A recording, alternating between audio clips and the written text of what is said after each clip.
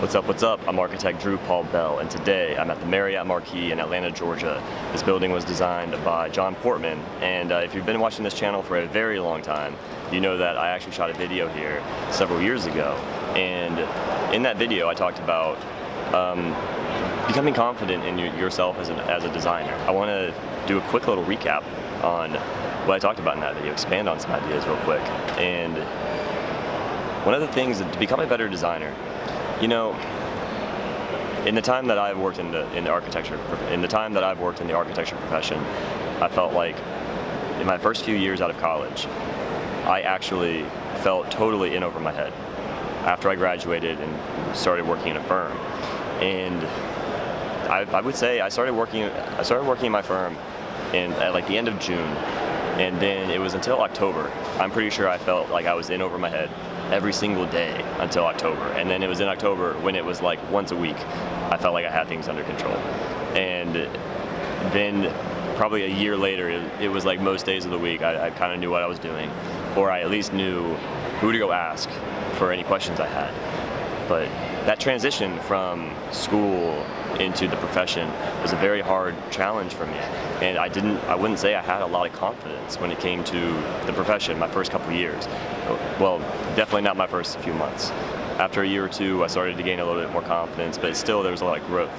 And I think that a lot of people, they struggle with this, but there's not a lot of conversation about it because you're expected to know what you're doing. You kind of want to look like you know what you're doing.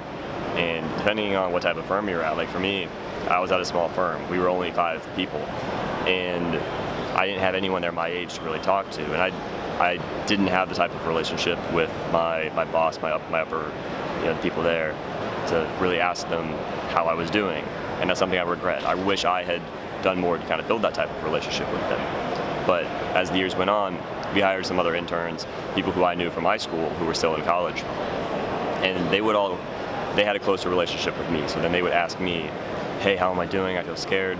And a lot of people feel this way. That's when I realized I wasn't alone, right?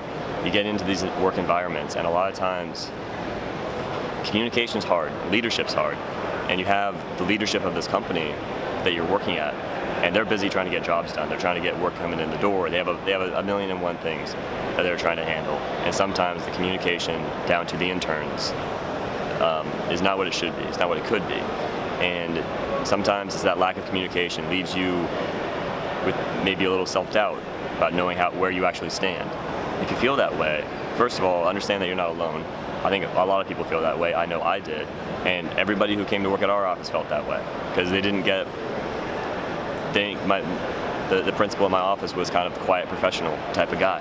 And he wasn't one who was like constantly showering you with feedback on how you were doing and this, that, and the other. There were a lot of red lines. We were working on the projects, but that stuff just didn't come out very much. So it's important to understand that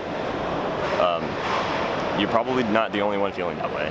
And if you are, don't be afraid to go ask that person, or find somebody in your firm if you're at a bigger organization.